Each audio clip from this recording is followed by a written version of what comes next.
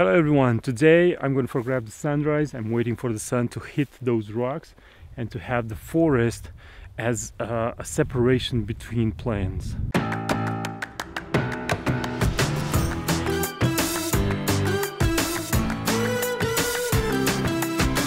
Hello everyone, my name is Toma. I'm a full-time landscape photographer.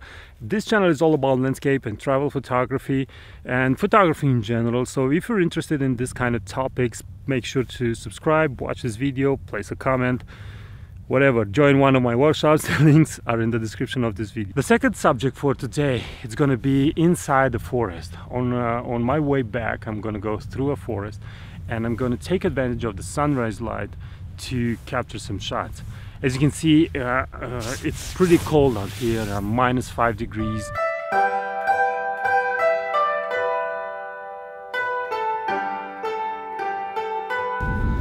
It's tea time again because of this cold, and you know that feeling when it's cold and you stay like this and the warmth of the tea comes and fills your face. Well, I don't feel it right now because my thermos seems to be broken, so the tea is almost cold. I have to buy another one. So what I'm using right now is, of course, the Canon EOS R, and then the lens, it's a 24-105 f4L lens, and then I had two graded filters. Well, I have two graded filters, one of 3 stops and the other one of 2 stops. But what I think I would have needed was a 3-stop reverse filter. Some of you know that I broke that filter and I'm still waiting for Canon to send me another one. I hope this will happen. And until then, I'm using 2 filters to compensate for the brightness of the sky. The main shot over here will include that small shack, that small cottage from down there, then the forest in the upper part, and then the brightness of the mountain in the sunrise light.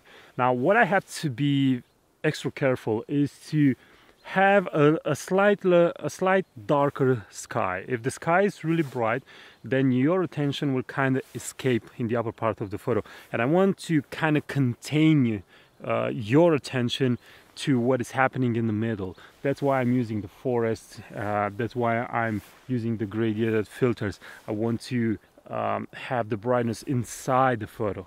And now it's time to pack everything and move inside the forest to capture all the moments. The sun will continue to rise, and at any moment now its first rays are going to shine through the forest, and I want to be there to capture everything from the beginning.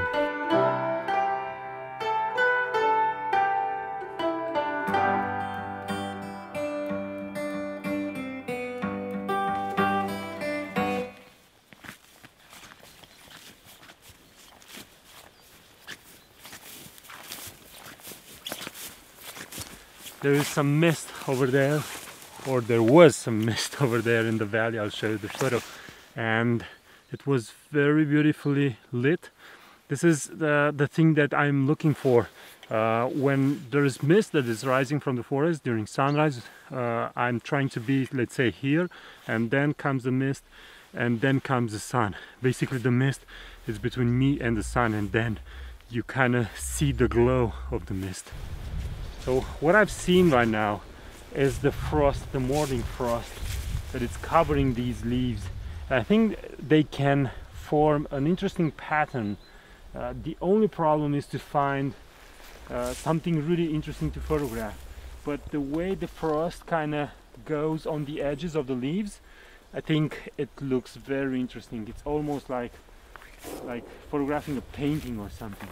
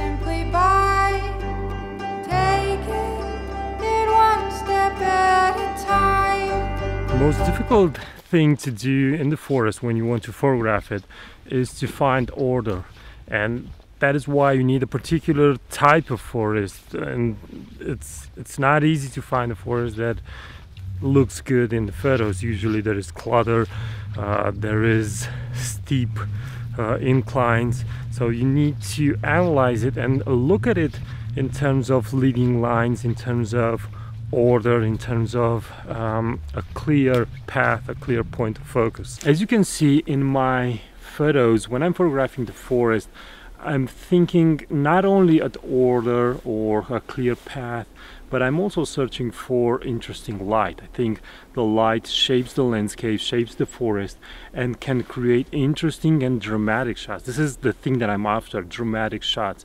And some of you know me from my workshops, some of you come to my workshops and you know I'm under a heavy influence of different painters. For example, Rembrandt or Albert Bierstadt.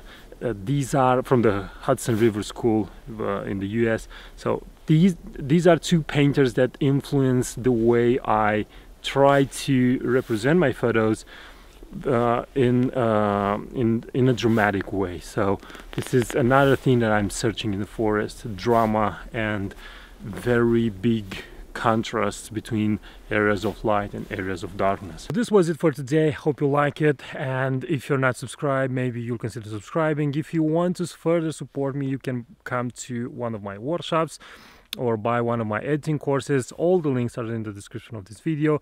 Until next time, bye bye.